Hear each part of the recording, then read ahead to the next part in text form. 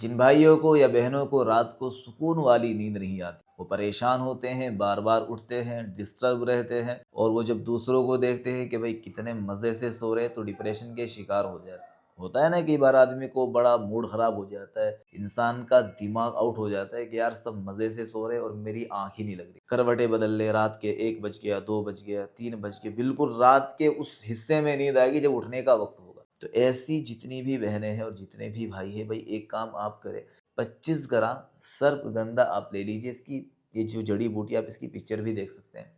یہ آپ لے لیجئے 25 گرام سرپ گندا، اور اس کو آپ پیس لیجئے، ایک چٹکی، بس ایک چٹکی لینی ہے شہد، اچھے والا شہد ہو اس میں ملا دیجئے، اچھے والا شہد ہونا چاہیے، یہ آج کل چینی والے جو چل رہے ہیں ان سے بچنے کی ضرورت ہے، اچھے والا شہد ہو اور اس میں ملا دیجئے، اور اس شہد کو آپ چاٹ لیجئے رات کو سونے سے پہلے، جب آپ سونے کا ارادہ، اس کے بعد آپ نے کچھ بھی نہیں کھانا، اس کو چاٹنے کے بعد اگر آپ چاہیں تو گنگنا دودھ بھی پی لیجئے انشاءاللہ۔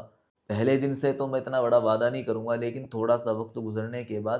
آپ کے مسائل ٹھیک ہونے لگ جائیں گے اور آپ کو اچھی نیند آنے لگ جائے گی، آپ کو سکون ملنا شروع ہو جائے گا۔ اس کا کوئی سائیڈ ایفیکٹ نہیں ہے، کوئی نقصان نہیں ہے، جڑی بوٹیاں ہے، دیسی چیز ہے، ان کا کوئی نقصان نہیں ہوتا۔ ہاں اگر آپ اوور ڈوز میں لے جائیں گے تو ظاہر نقصان ہو سکتا ہے۔ جتنا میں نے بتایا اتنا ہی آپ کو کرنا ہے۔ اس ویڈیو کو شیئر کریں، بہت شکریہ۔